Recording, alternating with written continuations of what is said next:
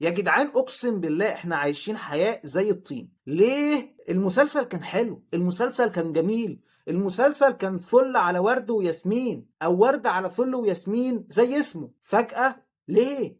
ايه السبب؟ مش عارف بصراحة. يعني المسلسل تمثيل، اخراج، تأليف، تصوير، انتاج، مونتاج، كل حاجة كل حاجة زي الفل بجد يا جدعان. مسلسل سكرة سكرة حرفيا بكل معنى الكلمة. لكن الحلقة الأخيرة يا جدعان بجد ليه القلبة دي؟ ليه الصدمة دي؟ أنا بجد مش عارف. مفيش أي تفسير منطقي للي انتوا عملتوه لحد دلوقتي. أنا عمال أفكر ليه يا عم المنتج وافقت إن الحلقة الأخيرة تبقى بالشكل ده بصراحة. يعني إحنا ليه؟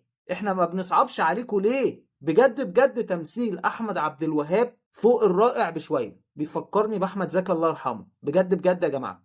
يعني هو بالصحبي عشان اجامله، انا بقول رايي بكل صراحه. سبا مبارك بجد بجد ممثله شاطره جدا. انا ما شفتلهاش الا عملين قبل كده، مسلسل توبه مع عمرو سعد ومسلسل حكايات بنات اللي كانت عامله فيه دور مع كريم فهمي ودور تاني مع احمد صلاح حسني تقريبا يعني على ما اتذكر. فبس ده تقريبا تالت عمل اشوفه. لكن بجد ممثله شاطره. واحمد عبد الوهاب ما شفتلوش الا عملين قبل كده، مسلسل الكابتن مع اكرم حسني ومسلسل كامل العدد مع شريف سلامه ودينا الشربيني. وقبل كده انا كنت عارف ان هو بيكتب، ان هو مؤلف وان هو كتب كذا عمل، بس انا مش فاكر بصراحه هو كتب ايه. لكن بجد الاخراج لا بجد 10/10. والتأليف بقى يا جماعة تقريبا وائل حمدي وعمرو سمير عاطف أو عمر سمير عاطف، اللي هم أصلا ليهم تجارب سابقة رهيبة، يعني ناس خبرة. والمخرج برضو كويس بس انا مش فاكر اسمه بصراحة، لكن المخرج كان عامل حاجات حلوة قوي. وطبعا العمل من انتاج شركة اوروما،